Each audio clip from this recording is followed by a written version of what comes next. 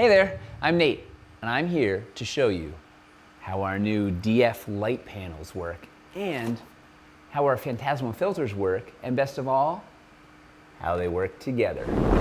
This is the new DF light panel. This is a very early prototype here.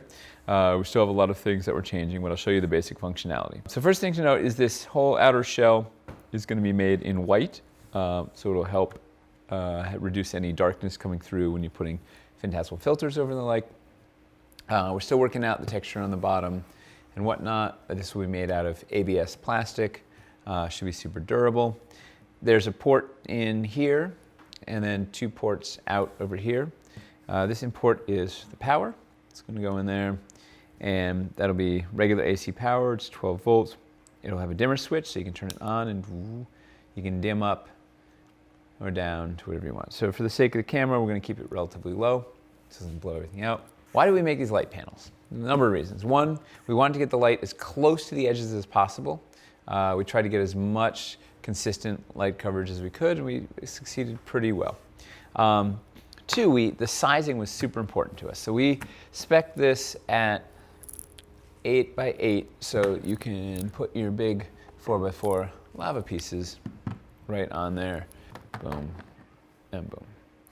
So this is designed to make them just glow and look gorgeous. And you can get really dangerously bright, right? Like we can crank these things up so you can actually see the illumination on a fully lit table. So the height is 11 millimeters. It's the same height as our floor pieces. So you can build it in line with the other pieces, or you can use our banks to transition up to it for a build that's going to be on it, or do something like this. Boom, boom, boom. Something like that if you wanted to. We're going to include in the packs with these, we're going to include some foam core risers. They're going to be black foam risers that are 11 millimeters thick, 2 by 2 square. We'll also have a 4 by 4 square. And these are so you can level out your build and just build right on top of them. Use them to, if you have to extend, do parts that are dark, parts that are light. The other major feature of these light panels is that you can connect them together. You can daisy chain them together. Because if you have multiple on the table, you don't want to have to run a whole bunch of different power cords. Also nice to be able to turn them all on or off in the same switch. So using these ports side here, we have little tiny connector pins. So these pop in there, and like magic. And now those are both controlled on the dimmer. It's modular lighting, so you can figure out which areas you want to have illuminated, which ones you don't want to have illuminated, and then control everything with one on-off switch. Our Phantasmal filters we have them for a couple of different patterns. Lava. This is an old pattern. The new one is going to look something like this.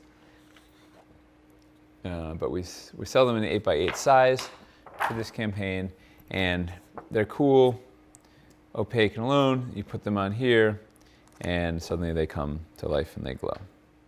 You can blow it out. So you can look through it like that, illuminate it, boom. Suddenly the whole table is glowing. And of course, our lava pieces look just fantastic on these light boxes. Really excited by all the possibilities these are going to open up. Modular underlighting that's level with our floors. It's going to let you do all sorts of creative builds. We haven't even really been able to start scratching the surface with these. We literally just got these latest ones in hand. So many fun possibilities that are going to open up, and really cool effects that you can do on the table, and plenty more fun things to come.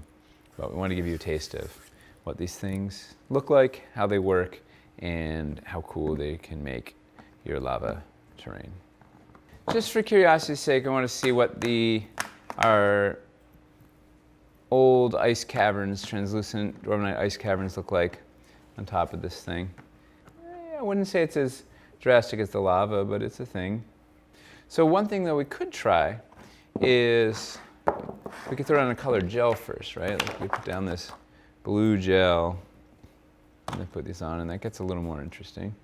This is just like a $2 party gel from Amazon.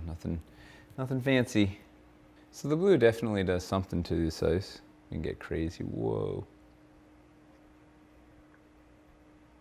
So you can put anything you want on top of this thing. You can print something out in your printer. You could use gels like this. We're going to try just for fun. I'm just going to put down a blue gel and see what it looks like with a negative space build. These are our stone banks in the regular color.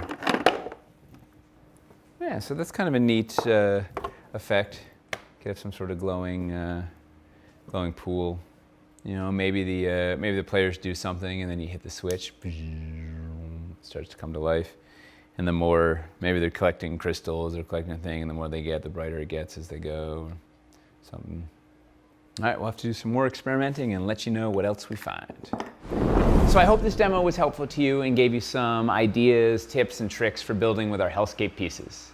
Please subscribe and ring the bell if you want more quality content like this from Dwarven Forge. Thanks for watching, and now it's back to the anvil.